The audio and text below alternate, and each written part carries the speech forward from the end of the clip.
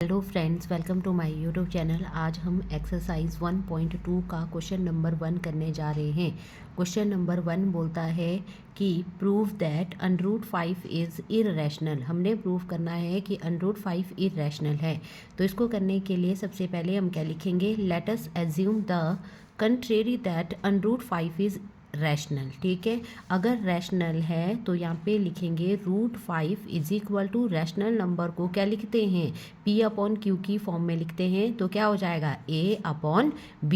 जो हमारे पास A and B है ये कैसे हैं, को प्राइम।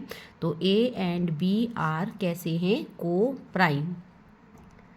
को प्राइम का मतलब है जिनका कॉमन फैक्टर कितना होता है, 1 आता है। तो सबसे पहले इसको सॉल्व करने के लिए हम क्या लिखेंगे, squaring, SQUARING, squaring on both sides.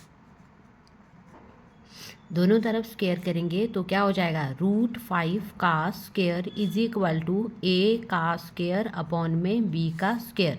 Square से रूट क्या हो गया, कैंसल। तो 5 इज इक्वल टू A का स्क्वेयर अपॉन B का स्क्वेयर। इसके अपॉन में कुछ नहीं है, क्या लगा दो, 1।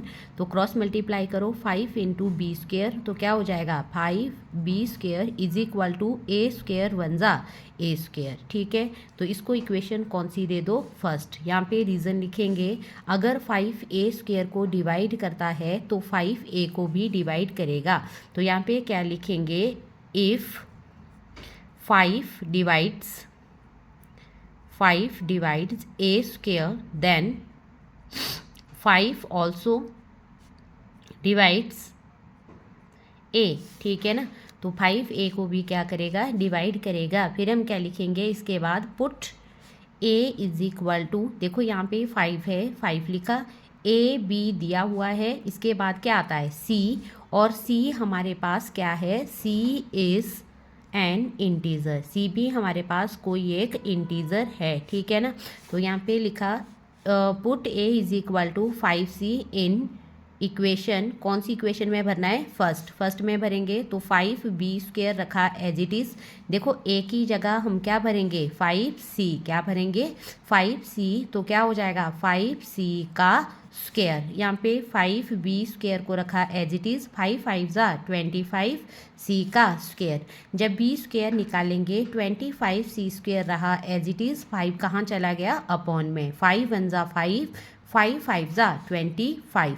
तो क्या लिखेंगे, B square is equal to 5C का स्क्वेयर। सेम यहाँ पे भी क्या लिखेंगे, इफ़ 5 डिवाइड्स, अब 5 किसको डिवाइड्स करेगा, B square divides B square, then 5 also divides किसको डिवाइड करेगा, B को भी डिवाइड करेगा। ठीक है, तो यहाँ पे देखो क्या दिख रहा है हमें, यहाँ पे B दिख रहा है, यहाँ पे A दिख रहा है। इन दोनों का कॉमन फैक्टर हमें क्या दिख रहा है, 5। तो क्या लिखेंगे, both A and B having common factor, हमें कॉमन फैक्टर इनका क्या दिख रहा है, 5। So this contradiction